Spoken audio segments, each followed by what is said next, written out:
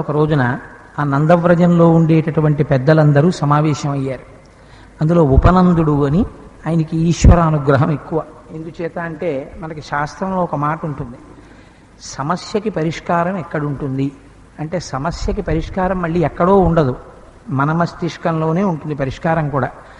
కానీ ఆ పరిష్కారము ప్రచోదనం కాదు, అది బుద్ధి యందు ప్రకాశించదు.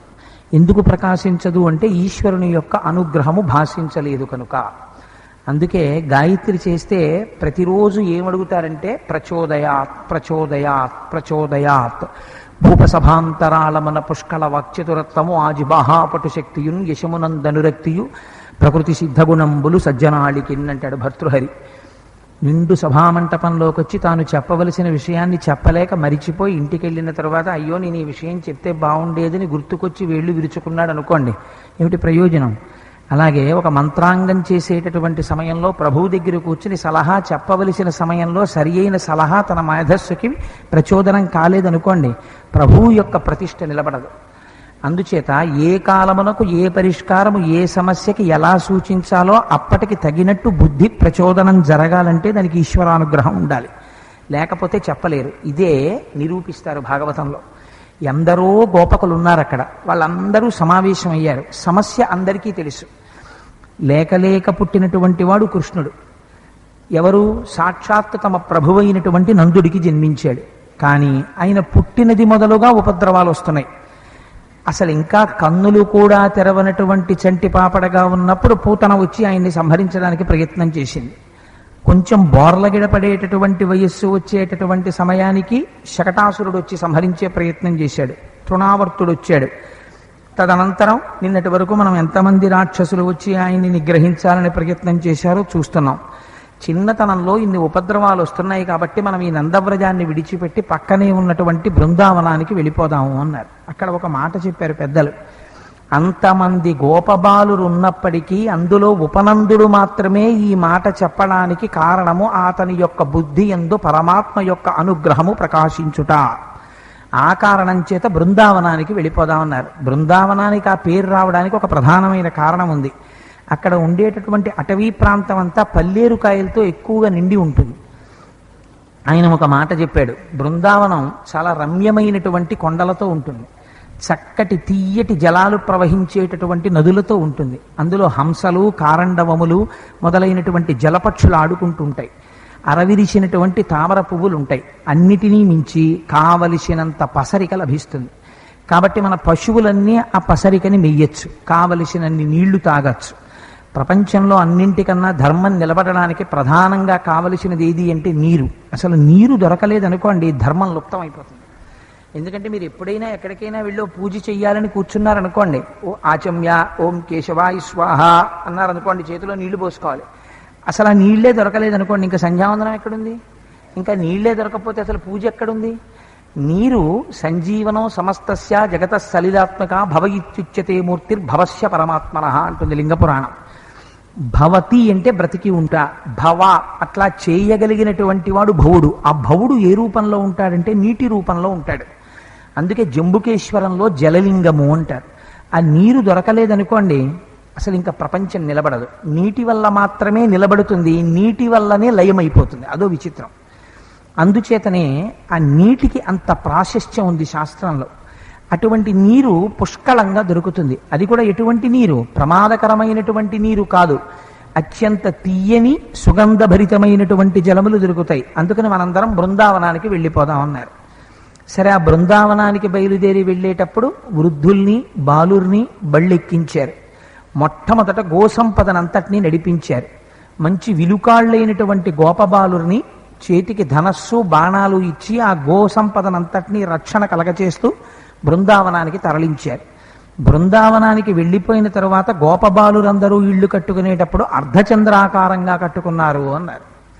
ఎందుచేత అంటే కృష్ణ భగవానుడికి అనేక ఉపద్రవాలు వస్తున్నాయి కాబట్టి ఆయనని రక్షించుకోవాలి, గోవుల్ని రక్షించుకోవాలి. ఇన్ని గోవుల్ని వేరే ఉంచే కన్నా అర్ధచంద్రాకారంగా ఉండేటటువంటి ఇళ్ల ముందు గోసంపదని పెడితే అవి రక్షింపబడతాయని, అందరి చూపులలోనూ ఉంటాయని ఆ గోసంపదని ఇళ్ల ముందు పెట్టుకున్నారు. చాలా సంతోషంగా కాలం గడుస్తోంది. ఒకనాడు ఉదయం కృష్ణ భగవానుడు బలరాముడితోటి ఇతర గోపబాలులతోటి కలిసి ఆవులను దూడలను పట్టుకుని బయలుదేరాడు. అక్కడ ఉన్నటువంటి బృందావనాన్ని దాటారు, అడవిలోకి ప్రవేశించారు. అడవిలోకి ప్రవేశించి కొంత దూరం వెళ్ళారు. మిగిలినటువంటి అవతారాలు వేటిల్లోనూ కూడా బాల్య చేష్టితములు ఇంతగా ఉండవు. కృష్ణావతారం అంతగా సమ్మోహన అవతారం. మీ మనస్సుకి తొందరగా ఆలంబన లభిస్తుంది. కృష్ అంటేనే నిరతిశయ ఆనంద స్వరూపం. దాని గురించి విన్నంత మాత్రం చేత జటిలమైన సమస్యలు విడిపోతాయి. అలా విడిపోయేటట్టు తొందరగా మీ మనస్సుని తీసుకెళ్లి భగవంతుని యొక్క పాదముల దగ్గర నిలబెట్టడానికి సానుకూలమైనటువంటి రీతిలో వర్ణనలు ఉంటాయి. గోపబాలురు ఆ పక్షులు ఎలా అరుస్తాయో, జంతువులు ఎలా అరుస్తాయో అలా అరుస్తున్నారు. వాళ్ళు అలా అరిస్తే జంతువులే అరుస్తున్నాయనుకుని కొన్ని జంతువులు అక్కడికి వచ్చాయి. ఆ జంతువుల్ని పట్టుకున్నారు. వాళ్ళ తల్లులు వాళ్ళకి అనేకమైనటువంటి ఆభరణములు అలంకారము చేసి పంపించారు. అయినా సహజమైనటువంటి అలంకారము పట్ల గోపబాలురకు ప్రీతి ఎక్కువ. అందుకని ఆ చెట్లెక్కి పువ్వులు విరిచి తలల నిండా పెట్టుకున్నారు. వాళ్ళు వేసుకునేటటువంటి పందేలు కూడా ఎలా ఉండేవంటే, కోతులను చూసి కోతులతో సమానంగా ఎవరు చెట్టు ఎక్కితే వాళ్ళకి మొట్టమొదటి బహుమతి వచ్చినట్టు. అందుకని కోతులతో కలిసి చెట్లు ఎక్కేవారు. ఒకవేళ వాళ్ళకన్నా ముందు కోతి వెళ్ళిపోతుంటే కోతి తోక పట్టుకుని ఆప్ చేసేసేవారు.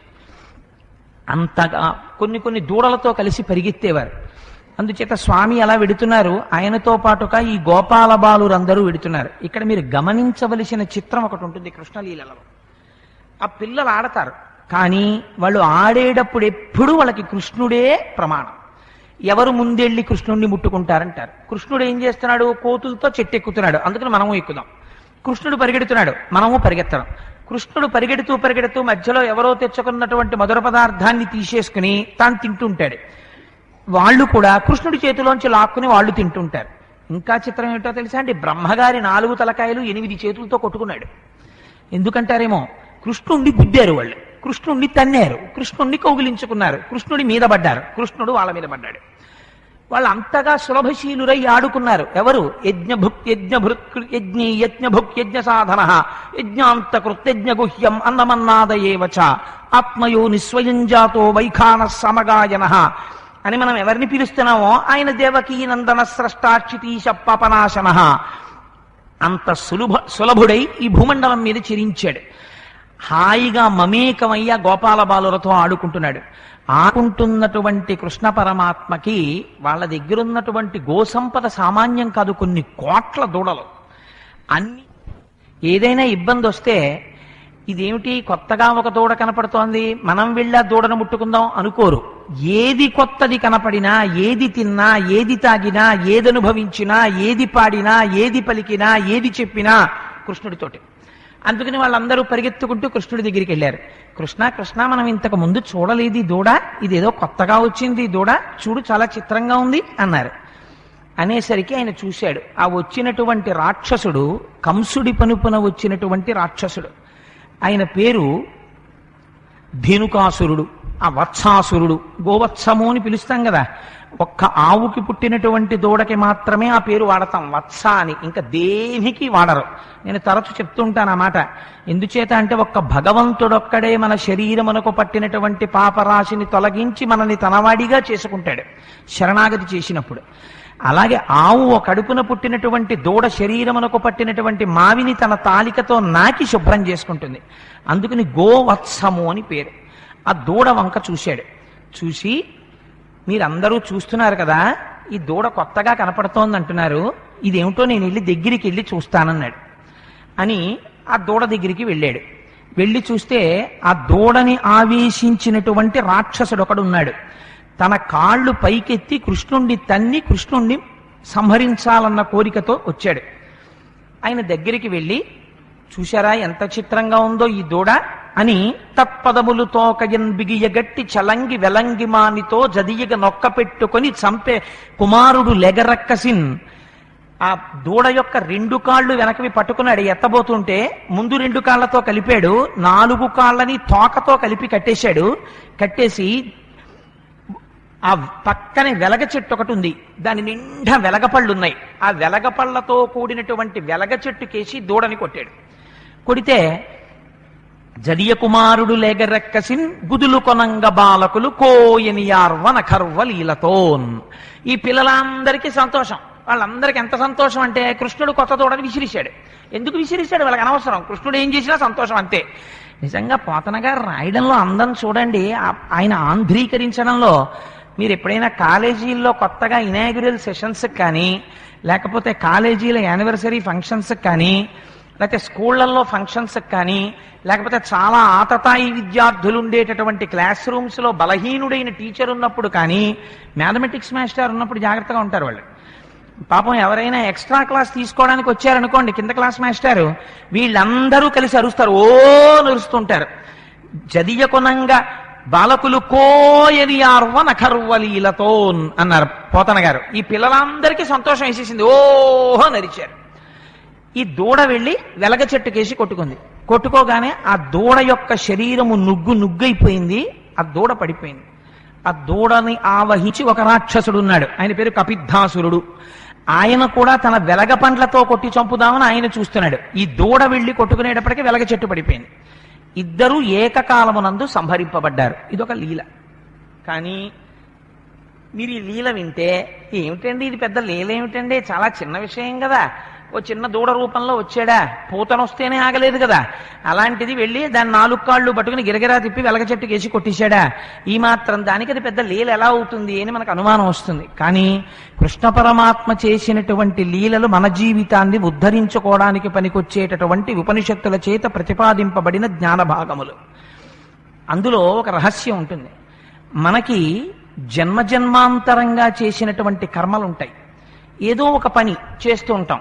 ప్రతి కర్మ మీరు చేసినప్పుడు, ఒక పని చేసినప్పుడు, ఆ కర్మ మీరు చేసినప్పుడు దాని వలన మీకు కొంత రుచి, అంటే దాని వలన ఒక ఫలితాన్ని పొందుతారు. ఇప్పుడు నేను వెళ్ళి ఒక కాఫీ తాగాను అనుకోండి, ఒక కాఫీ తాగితే, కాఫీ తాగగానే అబ్బా కాఫీ తాగితే తలనొప్పి తగ్గి నాకు చాలా హాయిగా ఉన్నది అని అనిపించింది అనుకోండి, అది రుచి. ఆ కర్మ చేసినప్పుడు వచ్చేటటువంటి ఫలితాన్ని మనస్సు గుప్తంగా దాచుకుంటుంది.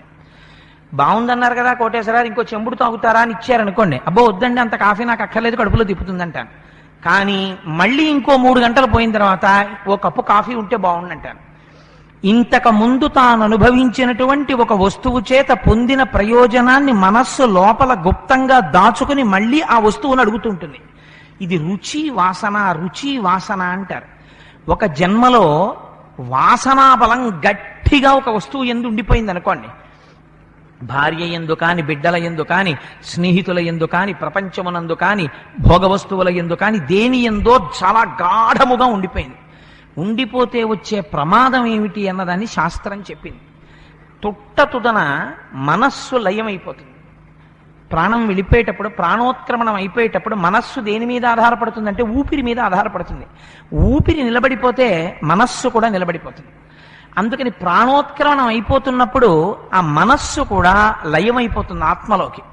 లయమైపోయేటప్పుడు ఇన్నాళ్ళు ఆ మనస్సు ఏ విషయం మీద మగ్నమై నిలబడిందో ఆ వస్తువుని స్మరిస్తుంది. ఈశ్వరుడికి ఉండేటటువంటి లక్షణం ఏమిటంటే ఆయనకేమీ పక్షపాతాలు ఉండవు. చిట్ట చివరి ఊపిరిలో నువ్వు దేన్ని స్మరించావో ఆయన చూస్తాడు. భాగవతంలో ప్రథమ స్కంధంలో చెప్తారు, గొంగళి పురుగు ఒక ఆకు మించి ఒక ఆకు మీదకి వెళ్ళేటప్పుడు కాళ్ళు పైకెత్తి ముందు ఆకు మీద పెట్టి వెనక కాళ్ళనెత్తి పాకినట్టు చిట్ట చివరి స్మరణ దేనిని ఉద్దేశించి జరిగిందో తత్సంబంధమైన ఉపాధిలో ఆ కోరిక తీరేటట్టుగా ఈ శరీరాన్ని విడిచిపెట్టి కొత్త శరీరంలోకి ప్రవేశిస్తాడు. అలా కొత్త శరీరంలోకి ప్రవేశించి శరీరాలు వెతుక్కుంటూ మారుతూ జీవుడు తిరుగుతూనే ఉంటాడు. అలాగా ఆ తిరగడానికి ఒక అంతు దరి ఉండదు. అలా తిరుగుతూ ఉండేటటువంటి పరిస్థితి ఆగవలెను అంటే ఆ స్మరణ ఈశ్వరాభిముఖం అయిపోవాలి. ఈశ్వరుడి గురించి మాత్రమే స్మరించగలగాలి. స్మరిస్తే ఏ వస్తువు స్వరూపాన్ని నిలబెడుతుందో ఆ వస్తువుని స్మరించడం చేత దాని యందు నిలబడిపోతాడు. అటువంటి స్మరణలు రావు. అందుకని ఒక జన్మలో చేసుకున్నటువంటి మగ్నత అంటే ఆయన నొసటను అలా రాసిపెట్టి ఉందండి. ఆయన పురాణం చెప్పాలని రాసిపెట్టుంది, చెప్తున్నాడు. ఆయనకి గుళ్ళోకి వెళ్ళాలని రాసిపెట్టుంది, గుళ్ళోకి వెడతాడు. ఆయనకి తిరుమల వెళ్ళాలని రాసిపెట్టుంది, తిరుమల వెడతాడు. ఆయన ఏదో సద్బుద్ధితో ప్రవర్తించాలనుకున్నాడు, ప్రవర్తిస్తాడు.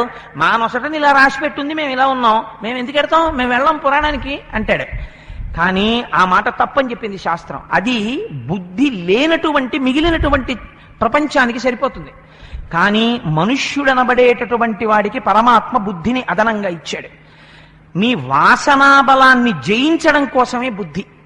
వాసనాబలం వెంట తరుగుతూ బుద్ధిని మీరు వివక్ష చేసి, ఆలోచన చేసి, బాగా వివేచన చేసి, ఏ వస్తువుని పట్టుకుంటే మనం మళ్ళీ తిరిగి రావలసినటువంటి అవసరం ఉండదో ఆ వస్తువు వైపుకి ప్రయత్నపూర్వకంగా వెడితే మీరు వాసనని గెలవగ. అందుకే దూడకొక లక్షణం ఉంటుంది. ఆవు దూడ పుట్టిన దగ్గర నుంచి ప్రతి వస్తువుని రుచి చూడడానికి ప్రయత్నం చేస్తుంది. అలా ప్రయత్నం చేస్తుంది కాబట్టి దూడ నోటికి బుట్ట కట్టేస్తారు. బుట్ట కట్టేస్తారు, ప్రతిదాని దగ్గరికి వెళ్ళి నోరు విప్పి తిన్నాను అనుకుంటుంది వాసన చూసి, కానీ అది తినలేదు, ఎందుకంటే నోటికి బుట్ట అడ్డు ఉంది. అలాగే వెలగపండుని తీసుకొచ్చి మీరు ఇంట్లో దాచిపెట్టారనుకోండి, అయ్యా మీ ఇంట్లో వెలగపండు ఉంది ఏమిటండి అని అడిగితే లేదండి అని మీరు చెప్పలేరు. వెలగపండు ఎక్కడున్నా వాసన బయటకు వచ్చేస్తుంది. ఆవు దూడ రుచికి, వెలగపండు వాసనకి. రుచి వాసన, రుచి వాసన, ఈ రెండు జీవితంలో ప్రతి కర్మలో వెంటాడుతుంటాయి మనని. ఒక పని చెయ్యడం, దాని రుచి తెలుసుకోవడం, గుప్తంగా దాచుకోవడం, వాసనగా పదిలపరుచుకోవడం, మళ్ళీ దాన్ని గుర్తు తెచ్చుకోవడం, మళ్ళీ దాన్ని అనుభవిస్తూ ఉండడం, మళ్ళీ వదిలిపెడుతూ ఉండడం. ఇలా ఏ కర్మల యొక్క రుచి యందు నీ మనస్సు బాగా నిలబడిందో ఆ రుచిని అనుభవించడానికి మళ్ళీ ఉపాధులు స్వీకరించాలి. ఈ పరిస్థితి రాకుండా ఉండడానికి నీ రుచి వాసనని మార్చాలి. ఎలా మార్చాలి? ఈశ్వర నామని చెప్పాలి. ఇప్పుడు గోపాల బాలురు ఏం చేశారు? వాళ్ళేం రుచి వాసన జయించే ప్రయత్నం చేయలేదు. ఏది వచ్చినా కృష్ణుడికి చెప్పారు. కృష్ణ కొత్త దూడ వచ్చిందన్నారు. కృష్ణ చూసావా మేము నీతోనే ఆడుకుంటా ఉన్నారు. కృష్ణ నువ్వు చెట్టెక్కితే చెట్టెక్కుతా ఉన్నారు. ఏ స్మరణ జరిగినా, ఏ పని జరిగినా, ఏది జరిగినా కృష్ణార్పణమస్తు. ఇంతకన్నా మనం చెయ్యవలసింది ఉండదు. భగవానుడు వెనక నుండి నడిపిస్తున్నాడు. ఇందులో నా స్వప్రయత్నం ఏమీ లేదు. నేను ఆయన చేతిలో పనిముట్టుని. పటకార మరుగుతున్నటువంటి పాల గిన్నెని దింపుతుంది. పటకార అహంకరించింది అనుకోండి, నేను కాబట్టి మరుగు గిన్నెని దింపాను, ఇదే నీ చేత్తో దింపగలవా అని అడిగింది అనుకోండి, పటకార స్వతంత్రంగా మరుగుపాలతో కూడినటువంటి గిన్నెని దింపగలదా? దింపినది మీ చెయ్యే. కానీ చేతితో ముట్టుకుంటే వేడిగా ఉంది కాబట్టి మీరు పటకారతో గిన్నెను పట్టుకుని గిన్నె దింపారు. కానీ చేతితో దింపినట్టుగా పటకారతో దింపినట్టు నా వెనక ఈశ్వరుడే ఉండి అన్నీ చేయిస్తున్నాడని మీరు ఉదయం లేవగానే సంకల్పం చేసి, నా బుద్ధి యందు ఆయనే ప్రచోదనము చేయుగాక అని ఒక నమస్కారం చేసి రాత్రి మళ్ళీ నిద్రపోయే ముందు ఏతత్ఫలం శ్రీకృష్ణార్పణమస్తు. ఇవాళ నేను ఏ పనులు చేశానో అవి ఈశ్వరుడు చేయించాడు. అందుకని శ్రీకృష్ణార్పణమస్తు అని నువ్వు పడుకుంటే నీ వెనకాతల రుచి వాసనని తట్టుకోవడానికి ఆనాడు గోపాల బాలుర్ని కాపాడి ఆవు దూడని వెలగ చెట్టుకేసి కొట్టి సంహరించి రక్షించినటువంటి చందమున నిన్ను కూడా ఉపద్రవముల నుండి రక్షించడానికి భగవానుడు సర్వకాలముల యందు సిద్ధుడై ఉంటాడు. ఈ రుచి వాసన మన ప్రయత్నంతో మనం గెలవగలం అనుకునేంత పొరపాటు ప్రపంచంలో ఇంకోటి ఉండదు. అందున గృహస్థాశ్రమంలో ఉన్నవాడికి మరీ కష్టం. ఎందుచేత అంటే ఇంద్రియములు ఉన్నాయి, ఇంద్రియములు భోగాల వైపు పరిగెడతాయి. నాకు ఆ భోగం వద్దు అని మీరు జీవించడం చాలా కష్టం. కానీ ఇంద్రియముల చేత వేదము అనుమతించినటువంటి భోగమును ఈశ్వరానుగ్రహంగా అనుభవిస్తూ ఇదంతా ఈశ్వరుడి కృప అని మీరు ఒక మాట అనగలిగారు అనుకోండి, మీరు కుర్చీలో కూర్చుంటూ ఇది ఈశ్వరానుగ్రహం, ఈ కుర్చీలో కూర్చున్నాను, ఇది ఈశ్వరానుగ్రహం, నేను ఈ పని చేశాను, ఈశ్వరానుగ్రహం నాకు ఈ ద్రవ్యంగా వచ్చింది, ఈశ్వరానుగ్రహం నా కొడుకు వృద్ధిలోకి వచ్చాడు, ప్రతి మాటకి ముందు మీరు ఈశ్వరానుగ్రహం అనగలిగారు అనుకోండి, గమ్మత్తు ఏమైపోతుందో తెలుసా అండి? ఇది ఈ స్థితి ఆనుకూల్యతా సిద్ధి యందు మాత్రమే అనడం కాదు. మనకి కలిసి వచ్చినప్పుడల్లా ఈశ్వరుని అనుగ్రహం వల్ల కలిసి వచ్చినది అంటూ ఒకనాడు ఏదో కష్టం వస్తుంది, ఎక్కడ మెట్ల నుంచి జారి కింద పడ్డాడు, మోకాలు నొప్పి చేసింది, ఈశ్వరానుగ్రహం వల్ల మోకాలు నొప్పి చేసినది అన్నాను అనుకోండి. నేను మీరేమంటారు? వీడికి ఏదో వెర్రి పుట్టిందిలా ఉంది, ఈశ్వరానుగ్రహం వల్ల మోకాలు నొప్పి పుట్టడం ఏమిటంటారు. కానీ అదే కరెక్ట్. మోకాలు నొప్పి పుట్టడం కూడా ఈశ్వరానుగ్రహమే. ఏమో కిందటి జన్మలలో ఏ పాపం చేస్తే నాకు ఈ జన్మలో మోకాలు నొప్పి పెట్టవలసిన అవసరం వచ్చిందో, కానీ మోకాలు విరిగిపోకుండా నడవగలిగినటువంటి శక్తినిచ్చి నొప్పి మాత్రమే పెట్టి నా నిత్యకర్మలు నేను చేసుకునేటట్టు అనుగ్రహించిన వాడు కూడా పరమాత్మయే. అందుకని మోకాలు నొప్పి పెట్టేయడం కూడా ఈశ్వరానుగ్రహమే. నేను చేసిన పాపం అంతటితో పోయింది. లేకపోతే నమ చోరాయిచ శిష్ప్యాయిచ భేన్యాయిచ సికత్యాయిచ ప్రవాహ్యాయిచ లోప్యాయిచ హరిత్యాయిచ అని మీరు నమక చమకాల్లో ఎలా చెప్తారు? దొంగ కూడా ఈశ్వర స్వరూపమే. దొంగ ఈశ్వరుడు ఎలా అవుతాడండి? దొంగ ఇంట్లో పడి డబ్బులు ఎత్తుకుపోయాడు అనుకోండి, ఎత్తుకుపోతే ఈశ్వరానుగ్రహము చేత దొంగ మా ఇంట్లో పడ్డాడు అని మీరు అనగలరా? అనగలగాలి జ్ఞానైతే. అందుకే ధూర్జట ఒక మాట అంటాడు, నిన్ను సేవింపగా నాపదల్పడమని నిత్యోత్సవం బబ్బని జనమాతృండనని సంసార మోహంబు పైగొనని జ్ఞానము కల్గని గ్రహగతుల్ కుందింపని మేలు వచ్చిన రాణి అవి నాకు భూషణములే శ్రీకాళహస్తీశ్వర. ఒకవేళ నిన్ను నీ సేవ చేస్తూ ఉండడం చేత నాకు ఒకవేళ కష్టమే రాని, కష్టం వచ్చినా ఇది కూడా ఈశ్వరానుగ్రహమే అని నేను అనగలిగినటువంటి మానసిక దారుఢ్యాన్ని నాకు కటాక్షించు. తప్ప కష్టం వచ్చినప్పుడు ఈశ్వరుడు లేడని, సుఖం వచ్చినప్పుడు మాత్రం ఈశ్వరుడు ఉన్నాడనడం ద్వంద్వమైపోతుంది. ఈ కష్టం వచ్చినప్పుడు కూడా ఈశ్వరానుగ్రహం ఎంత లేకపోతే నన్ను ఈ చిన్న కష్టంతో బయట పెట్టాడు అనగలిగినటువంటిది పరిణిత శక్తి, అది జ్ఞానం. ఆ స్థాయికి ఎత్తమని అడగడం మనకి లీల చేత, ఈ లీల యొక్క వైభవం చేత ప్రకాశింపచేస్తారు. అందుచేత ఎవరు ఈ లీలలు వింటున్నారో అటువంటి వారికి జన్మజన్మాంతరముగా వెంటాడుతున్నటువంటి రుచి వాసనల యొక్క బలమును తొలగతోసి, రుచి వాసన ఉండకుండా ఉండవండి. మీరు బాగా జ్ఞాపకం పెట్టుకోండి. అంతకుముందే ఏమండి చక్కెర పొంగల్ తిన్నాడు, ఇంకా మళ్ళీ చక్కెర పొంగల్ తినాలని కోరిక పుట్టరా, కృష్ణ పూజ చేస్తే అని అనకండి. చక్కెర పొంగలి తింటాడు, అప్పుడు తింటాడు, ఇప్పుడు తింటాడు. నేను ఒక ఉదాహరణతో పూర్తి చేస్తాను ఈ లీలని. అప్పుడు చక్కెర పొంగల్ తిన్నాడు నాకు ఇష్టమని, ఇప్పుడు తింటాడు చక్కెర పొంగల్ నాకు ఇష్టమని. అప్పుడు చేసుకున్నప్పుడు నా కోసమని చేసుకు తింటాడు, ఇప్పుడు చేసుకున్నప్పుడు ఇవాళ శుక్రవారమే చక్కెర పొంగల్ చేయి కృష్ణ పరమాత్మకి నివేదన చేసి ప్రసాదంగా తీసుకుంటానంటే, ముందు చక్కెర పొంగల్ తీసుకెళ్లి కృష్ణ పరమాత్మ దగ్గరికి పెట్టి, స్వామి ఆ చక్కెర పొంగలి తిని జీర్ణం చేసుకోగలిగినటువంటి శక్తి స్వరూపుడవు నీవు. అహం వైశ్వానరో భూత్వా ప్రాణినాం దేహమాశ్రిత ప్రాణాపాన సమాయుక్తం పచాన్యన్నం చతుర్విధం.